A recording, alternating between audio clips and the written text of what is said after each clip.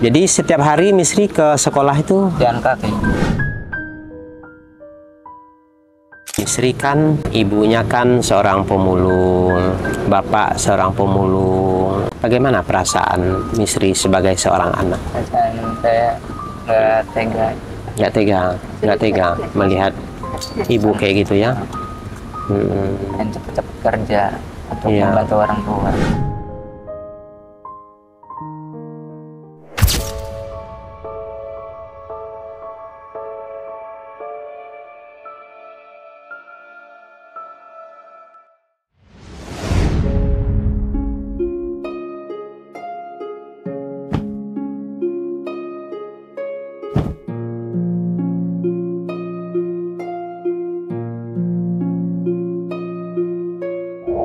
Oke, kita sudah bersama dengan Misri. Misri ya? Siapa nama panjangnya? Muhammad Misri. Oh, Muhammad Misri. Nah, Muhammad Misri, panggilannya Misri ya? Iya. Misri. Misri sekolah kelas 2 ya? Ya, Kelas 2 SMP. Kelas 2 SMP di di Tegalasem. Tegal Asem. Jadi setiap hari Misri ke sekolah itu Jalan kaki.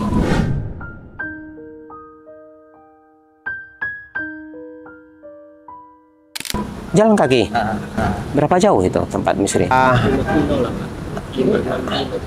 Ini di mana? Di Polda atau apa? di Polda. Di Polda. Dekat Polda. Dekat Polda. Dekat Polda ya? Jauh dong ya?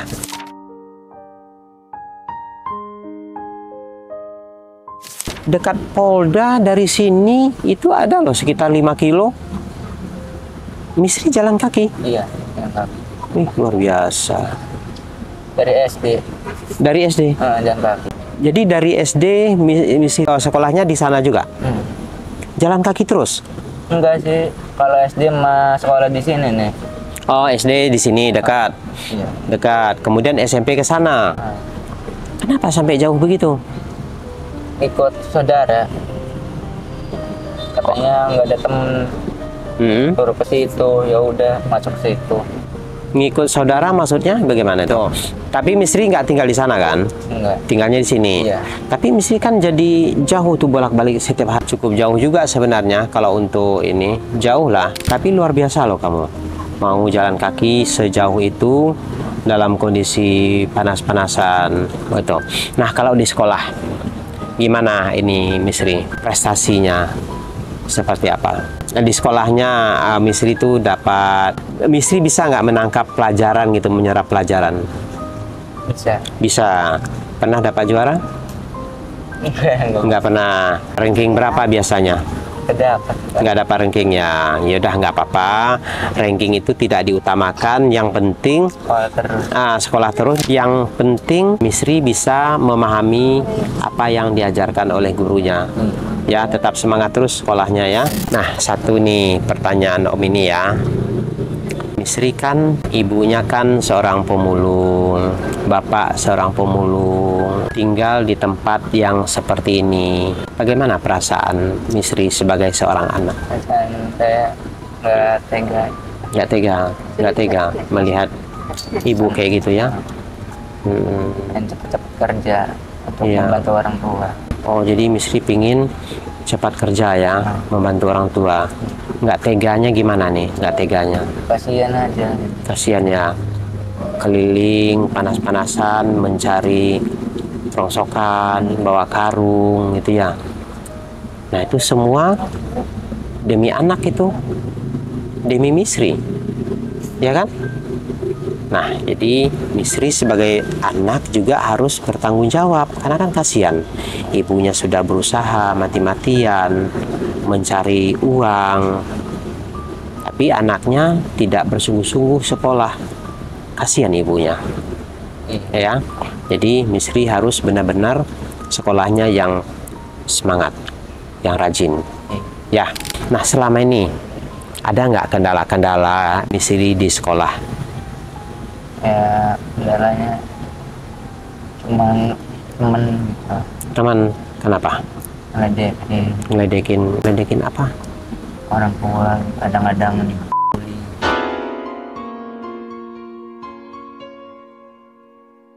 Oh, pernah. Apa ini, seperti apa ini mereka? Bulian mereka, ledekan mereka tuh seperti apa? Ada ke orang tua kadang-kadang. Oh, jadi teman-temannya Misri tahu bahwa Misri ini anak seorang pemulung gitu? Tahu? Terus suka ngeledek gitu ya, ibunya mulung gitu. Ketika Misri dihadapkan pada hal yang seperti itu, bagaimana perasaan Misri?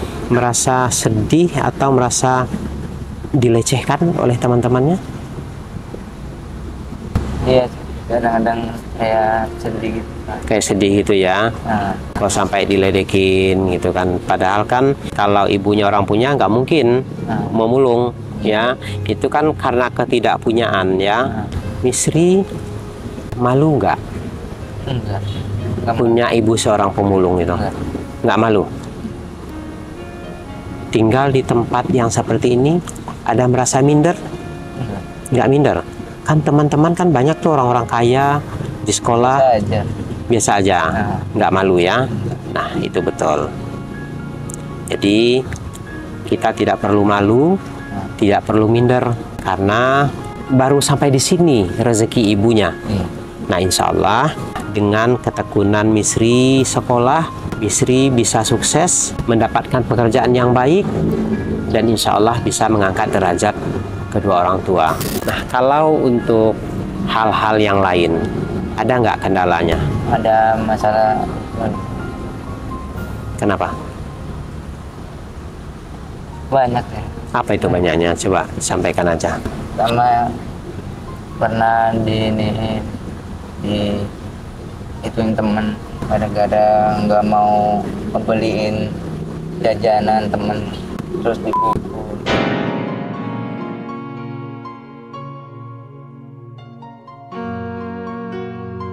Oh, dipukul sama teman karena nggak mau beliin jajanan. Dan cepet kerja. Pengen cepat kerja kamunya, gitu. Tapi kan Misri kan masih SMP. Iya. Masih SMP. Jadi ya teman-teman, jadi sebenarnya cita-cita Misri ini sangat mulia, ingin membantu kedua orang tuanya. Anak ini tidak tega melihat ibunya terus memulung keliling setiap hari dalam panas yang terik, membawa karung dan mengais-ngais sampah. Dia nggak tega. Dia ingin segera cepat bekerja. Nah, seperti itulah ketulusan Misri, ingin membantu orang tuanya. Tapi Misri ya, ini Misri kan SMP, sekarang kelas 2 ya. Saran Bapak, Misri jangan kerja dulu. Ya, harus melanjutkan ke SMA.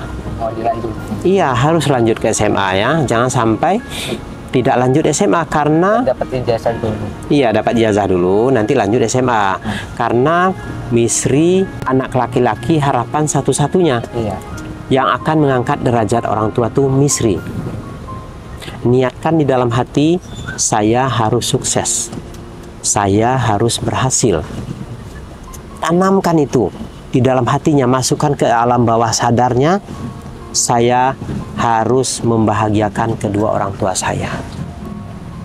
Saya harus sukses. Saya di sekolah harus pintar. Tetapi bukan hanya sekedar bicara, juga bukan hanya sekedar niat, tetapi dibarengi dengan usaha, belajar. Iya. Ya, belajar yang rajin, biar Misri itu dapat nilai yang baik, prestasi yang baik. Ketika Misri sudah mendapat prestasi yang baik, itu banyak jalur yang mendapat sekolah-sekolah yang baik. Sekolah-sekolah favorit itu mereka mencari bibit-bibit unggul. Nah, ketika Misri sudah sekolah di SMA yang baik, kesempatan Misri masuk perguruan tinggi negeri, kesempatannya akan lebih tinggi, akan lebih besar kesempatannya Misri bisa masuk ke perguruan tinggi dengan beasiswa. Ya, nah selama ini Misri belajarnya bagaimana? Belajar nggak? Belajar. Belajar ya, harus belajar. Nah, apa ini cita-cita Misri nih? Masinis. Masinis. Masinis. Wah. Karena tinggalnya di pinggir rel kereta api, cita-citanya jadi masinis. Iya. Kenapa menjadi masinis? Kenapa kok sampai? Karena saya sudah banyak menanya cita-cita anak-anak. Baru kali ini anak-anak bercita-cita ingin menjadi masinis. Kenapa ini kok milihnya masinis? Biasanya anak-anak itu ingin menjadi polisi, ingin menjadi tentara, ingin menjadi dokter. Tiba-tiba nanya Misri ingin menjadi masinis. Bukan jelek, ini nggak jelek loh. Ini nggak bukan merendahkan profesi masinis. Tapi jarang-jarang anak-anak bercita-cita menjadi masinis. Kenapa Misri? Karena untuk bisa membantu orang. Oh, bisa membantu banyak orang gitu maksudnya ya. Tapi itu tanggung jawabnya besar ya. Jadi artinya Misri kalau sudah bercita-cita menjadi seorang masinis, Misri punya tanggung jawab besar nih, menjadi masinis, menjadi leadernya di situ, membawa kendali dan menyelamatkan ratusan orang yang ada di belakang Misri ya. Nah itu tanggung jawab seorang masinis. Nah Misri bisa bertanggung jawab seperti itu. So, Insya Allah bisa ya. Nah kalau orang sudah bercita-cita seperti itu, artinya dia punya tanggung jawab. Dia bisa mempertanggungjawabkan, artinya menyelamatkan nyawa-nyawa orang yang di belakang dia yang dia bawa ya. Artinya bekerja dengan sungguh-sungguh, tidak sembrono, sehingga orang yang kita bawa selamat. Ya mudah-mudahan cita-cita Misri terkabulkan ya, tercapai. Ya, menjadi seorang masinis. Oke.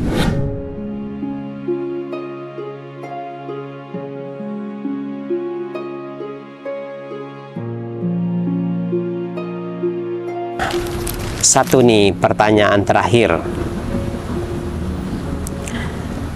Misri menyesal nggak terlahir dari keluarga ibu seorang pemulung? tidak. Nggak nyesal ya? Nggak. Kan anak-anak biasanya kan malu tuh, gengsi. Enggak. Cuma Biasa aja. Nah kalau itu. diledekin temen, dan diemin aja. Nah itu hebat. Ya hebat seperti itu. Pegang terus prinsip seperti itu. Biarlah orang meledek kita, orang tidak akan tahu kesulitan kita. Ya, karena yang tahu kita ya kita. Ya, yang tahu diri kita, kesulitan kita. Nggak akan ada orang lain yang akan membantu. Ya, jadi nggak apa-apa. Ibu, bapak seorang pemulung, yang penting nanti anaknya sukses menjadi seorang masinis. Ya, amin. Oh iya, nih satu lagi ketinggalan ini. Katanya Misri ini bapaknya udah meninggal ya? Iya. Oh. Dari kecil. Oh, dari kecil. Jadi Misri ini anak yatim ya? Anak yatim. Jadi Misri ini anak yatim, teman-teman. Jadi bapak yang tadi itu adalah bapak sambungnya. Gitu. Jadi Misri nggak sempat tahu wajah bapaknya. Nggak tahu.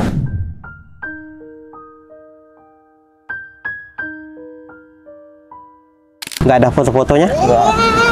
Nggak ada foto-foto sama sekali? Orang mana bapaknya dulu? Nggak tahu orang mana. Dari umur berapa Misri ini? Katanya dari kecil ya. 1 tahun. Nggak ada foto-fotonya, Bu? Nggak. Oh gitu ya, kasihan nggak tahu wajah bapaknya. Tetap semangat ya, Iya. semangat meraih cita-cita menjadi seorang masinis. Bu, ini Misri punya cita-cita menjadi seorang masinis ya.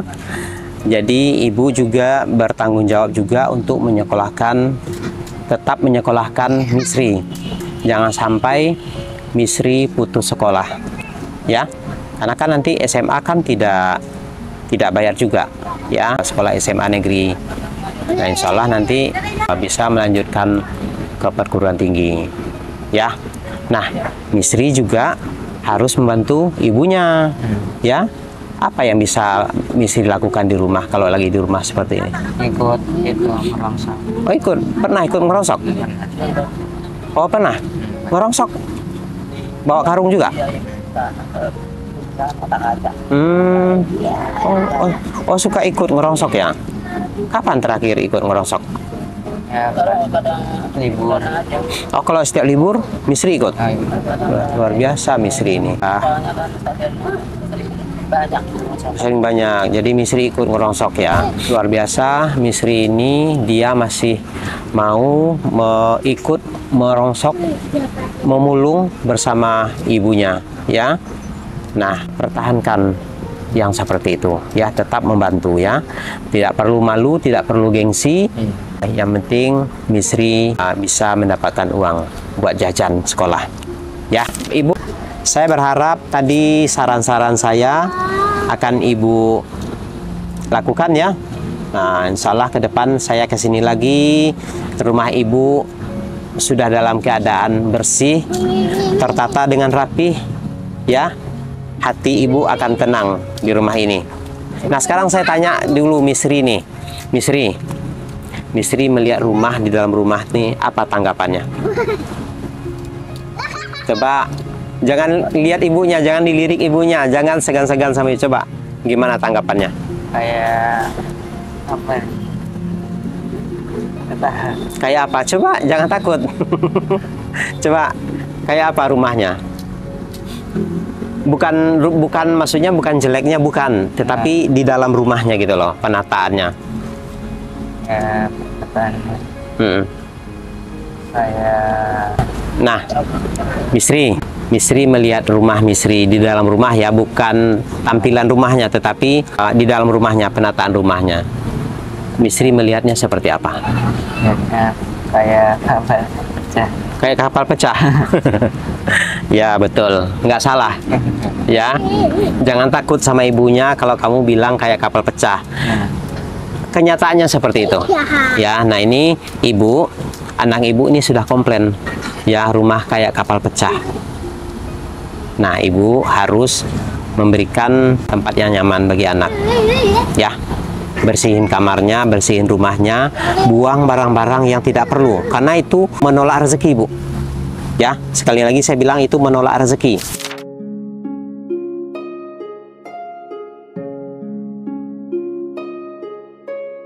Bersihkan rumahnya ya, sehingga anak-anak ibu tumbuh dengan baik di rumah ini ya. Oke, ibu, ini ada rezeki sedikit buat ibu ya. Iya, sama-sama. Buat Misri. Oke ya, nanti tambah lagi, simpan dulu ya. Nah, ini baru ini ya. Terima kasih, Pak. Iya, sama-sama. Amin. Terima kasih, Pak. Ya, sama-sama. Banyak rezekinya. Amin. Nah, Misri juga, ibu juga tetap berusaha ya. Jangan pernah menyerah dengan kehidupan. Di balik kesusahan itu pasti ada kemudahan. Ya, baik teman-teman. Terima kasih sudah mengikuti perjalanan kami kali ini. Akhir kata, wassalamualaikum warahmatullahi wabarakatuh.